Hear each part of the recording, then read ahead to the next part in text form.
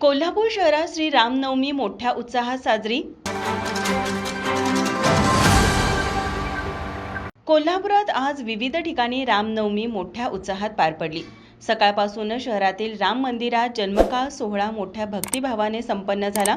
तसेच आरती झाल्यानंतर भाविकांनी दर्शन घेतले।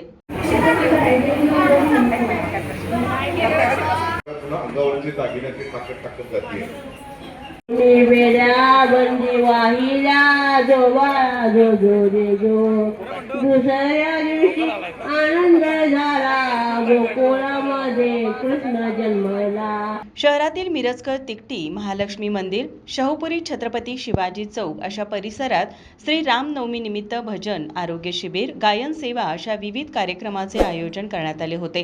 तसेच मंदिर ट्रस्ट व मंडळांकडून भाविकांना महाप्रसादाची सोय करण्यात आली होती। माझा महाराष्ट्र न्यूज कोल्हापूर।